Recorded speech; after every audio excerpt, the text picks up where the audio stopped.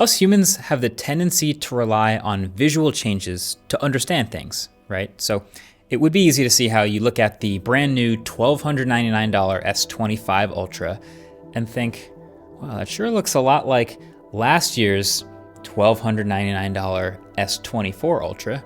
I mean, it's been a whole year, and what did they do? They made the edges a little boxier? Sure, I guess that's great. It's funny, it looks slightly thicker, but it is actually physically thinner. As much as I like boxy though, it is a little bit sharper in some places. Oh, and they also made the bezels a little bit thinner. So now the screen is 6.9 inches instead of 6.8. Nice. And it's also a bit of a more durable Gorilla Glass on the outside, but just remember, it's still glass. Also, the camera rings on the outside are just a little more pronounced.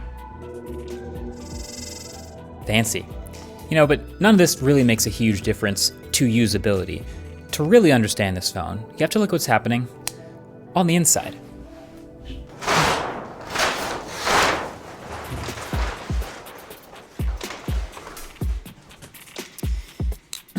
So, there's basically one major new thing to care about with this phone. See, if you watched the OnePlus 13 review, you know I talked about the three big pillars that a bunch of these new flagships coming out in 2025 are going to have. The Snapdragon 8 Elite chip, these super bright new displays, and silicon carbide batteries.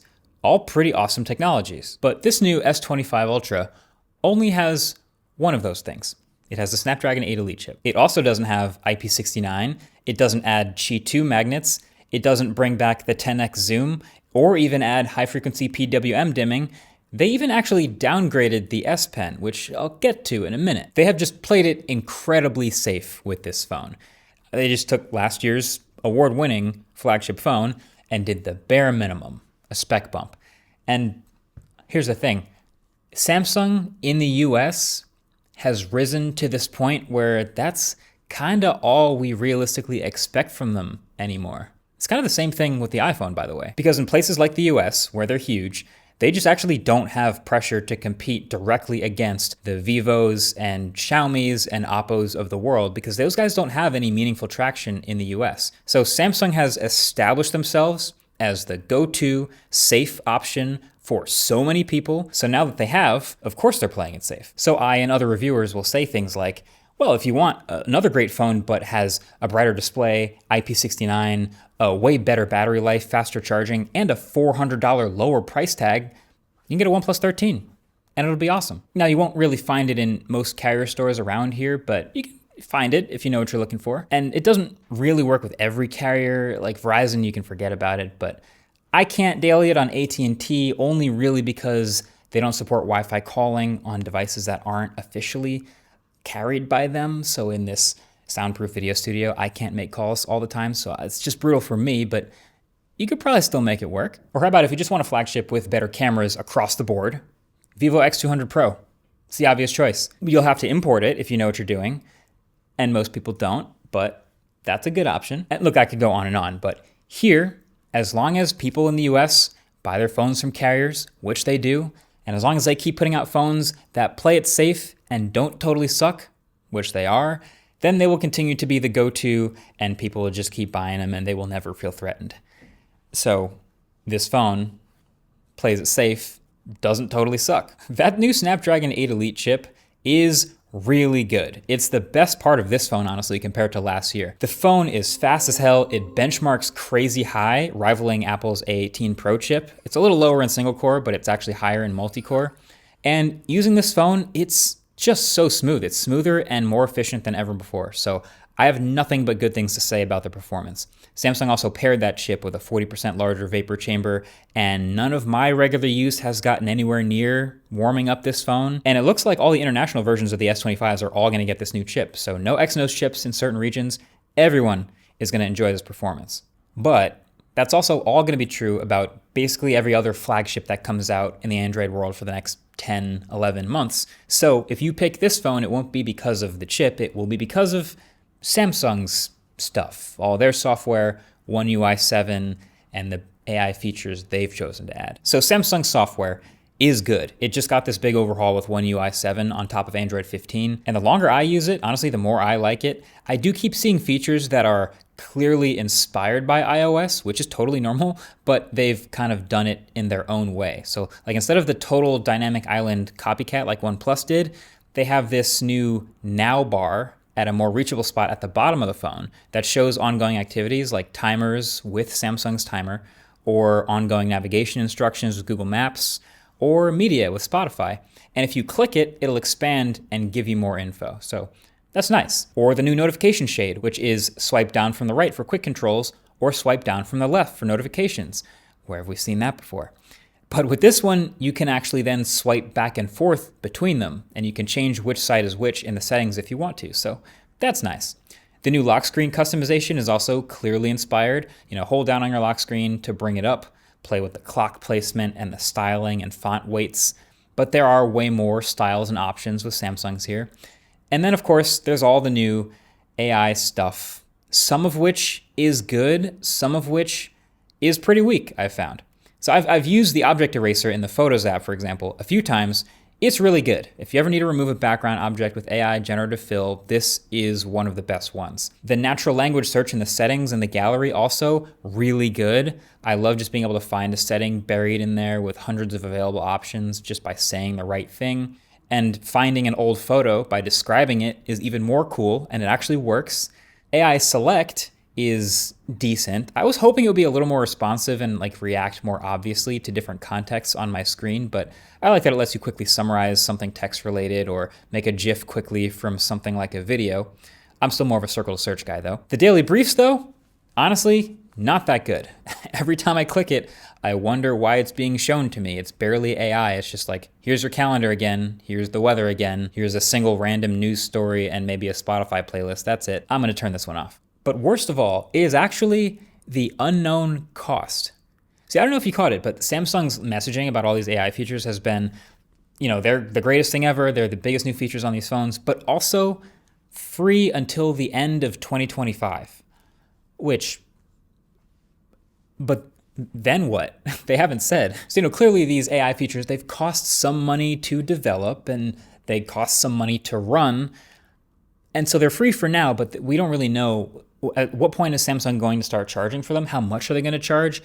Part of me thinks Samsung doesn't even really know the answer to that question yet. They might be reacting to other companies or waiting for others to make moves first. But just in general, it's not great to have that looming over your head as a user. Also, I feel like I need to do some sort of AI commercial versus reality comparison at some point or something, because I don't know about you, but I don't know how long it's going to be before we get to the point where I ask an AI to plan a trip for me, and then I just follow the trip blindly. I still want some control. I don't trust it that much yet. Now, even now, Gemini on this phone, plus a few plugins, lets it do some more interesting and complicated things. It can reach into apps and do compound tasks. So I can say things like, look up the next Brooklyn Nets home game and add it to my calendar.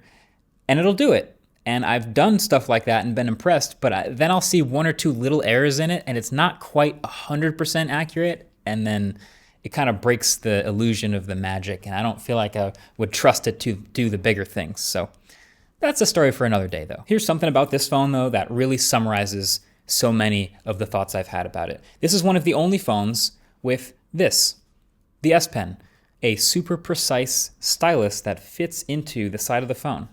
Already a pretty niche feature. They first added it to the Ultra from the Note series with the S22s, and they've continued adding capabilities to it over the years.